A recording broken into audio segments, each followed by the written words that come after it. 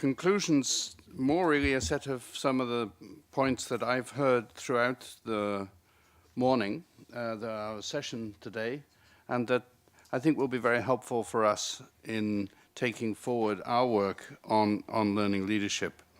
One reason why we're so interested in leadership is that we don't just want change to happen either because it's legislated for or because we're forced to do it by force of circumstance. Somebody said in the session, not being cast adrift was the expression.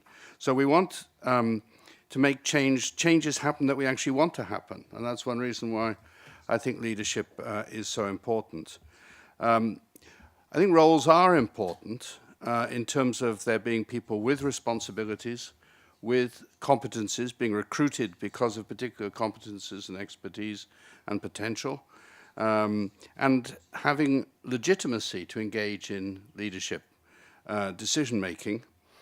But one thing that has come through time and again through our discussions is we can't rely solely on those who have recruited responsibility for leadership. We've talked time and again about distribution. And one of the questions that was raised this morning was distribution, yes, but distributed to whom? Who are those engaged in that wider understanding of what leadership is about? And we also heard now in the session we've just engaged in about some of the tensions that there may be in that process. And the question that Louise raised of how can we improve collective responsibility, which is about how do we distribute leadership and exercise that more effectively. So I think there's some very important points there. Distribution, yes, distribution of leadership has been mentioned, but a set of other terms too. Empowerment, commitment, creativity, constraints. Constraints were raised quite a lot before our coffee break, which is partly the constraints that come from accountability, and accountability demands that have to be responded to. But also this morning we've talked about and heard about discussions of internal accountability, not simply external accountability and constraints. Other concepts that have come up, daring, risk-taking, and throughout our discussions, trust. So those are some of the terms, I think, that have been repeated. Quite a lot of our discussions, because we are international and not, if you like, working in context, we're decontextualizing ourselves to some degree, have been about processes. But we've reminded ourselves of how important content is. That it's not just process, it's about content, it's about learning, it's about particular curricula. Several times we've been talking about those 21st century learnings, the 21st century competencies, deep learning, and also the question of who sets those directions. That came up this morning. Whose responsibility is it to set direction, and how effective are those more collective mechanisms, including the system of education, to help really forge direction. We've talked a lot about culture and a collaboration, and cultures of collaboration, and the role of leadership in creating just those kinds of cultures. And those questions, collaboration, commitment, creativity, internal accountability, they're all interconnected. Leadership is very much about actively fostering those kinds of cultures, certainly allowing them to emerge, and removing the barriers and hindrances from them. And a lot of our discussion has been around professional learning communities, whether within particular schools, within particular learning environments, and increasingly across, in terms of networks, across different learning environments in what we've been talking about as the meso level. Sharing practice is important, observation, overcoming the fragmentation of organizations, the silos that so many schools are divided into silos. A lot of that collaboration is precisely about trying to address the terrible fragmentation that so much of our education system is stuck with. But it isn't just about sharing practice and observation. We've talked quite a lot this morning about trying to transform tacit knowledge and professional practice to make it more visible, to render it more explicit, and hence to help us in going to scale in some sense, of sharing as a means of growing. And just now we talked about the importance of a body of evidence that can contribute to our development of learning leadership. The fact that so much of what we're talking about is about culture doesn't mean to say that, the cultures of organizations, the cultures of systems, doesn't mean that it has to be something soft. It has to be something that can't be formalized, it can't be pinned down. And this morning we've talked quite a lot, we heard about New York City. Rosaire talked about that in terms of formalizing practice. Clive has talked about it, overcoming the very tacit nature of professional knowledge. Louise has talked about research, the role of research and within learning organizations. And the question of best practice has come up quite strongly. I think that's right, and I think it's something that we in our center have talked a lot about over the years, the rather weak knowledge management that there often is in education systems, and how can we improve that knowledge management so that teachers don't have to become PhD students in order to know what the research is out there and how they can actually use it. But working in an international environment does, I think, underline that we need to be rather careful about the notion of best practice. We must, I think we're talking about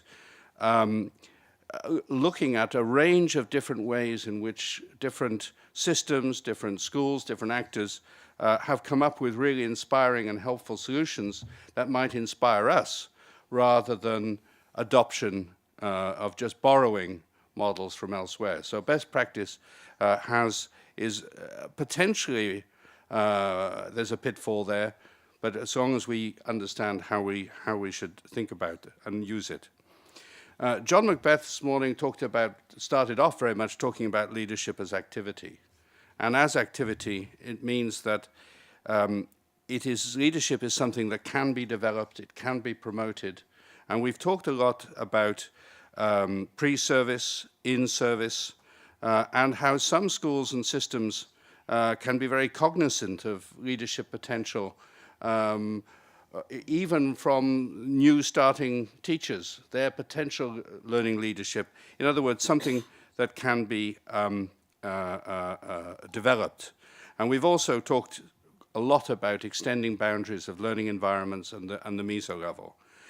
If we put all that together, we've been talking about leadership, but I think what really it is about is a more demanding concept of teacher professionalism, of what it means to be a professional, engaging in change, engaging in progress within in our schools, in our learning environments, much more learning-centered, or certainly highly focused on being learning-centered, knowledge-oriented, collective, and by this route, building engagement and commitment. And that was the whole question of trust does raise quite tricky questions, I guess, about where do you start? Do you need to have trust to engage in the kind of change that we've been talking about, or can we afford to wait for trust to emerge, or do we have to try and create such trust ourselves? And it seems to me that we can't just wait and say, well, there's not the high trust conditions. We have to start setting those conditions in place and build trust. So how to set in train those changes that build good learning. And a concept that came to me listening this morning was that of efficiency. It's a concept that we don't talk about much in education. It sounds rather business-like. It sounds rather as if this is something not for us, but for people in accountants and economists and so on. But actually, I think what we're talking about is, particularly when we have genuine shortage of resource, is how can we just do it better, and how can we improve our outcomes. Essentially, what is how can we create not only more effective, but actually much more efficient learning systems where we're not just reinventing the wheel constantly and we're doing everything by ourselves. How do we create genuine synergy and collective action? And I think that helps to close that gap that we talked about quite a lot today between the ideal and the real. I think if we attend to the kinds of changes that we've been talking about, the leadership is about trying to close that gap so that there's a less flagrant gap between the ideal and the real. I'm aware that time is very much against me, Anna, so I'll just say one or two more things. One is time came up constantly this morning, the fact that change takes time, and yet at the same time, there is, and to make real systemic change happen certainly takes time. But nevertheless, that goes hand in hand with urgency of action, because if we don't set it in train, instead of something taking 7 to 10 years, this is what the kind of time frame we were talking about yesterday, it's going to take 20 to 25 years. So the fact that we should recognize that change takes time isn't a reason for thinking that we can go at a rather moderate pace. In fact, we have to go very quickly to make that rather slow change happen at all. And again, we're talking about, I think, setting in train virtuous circles.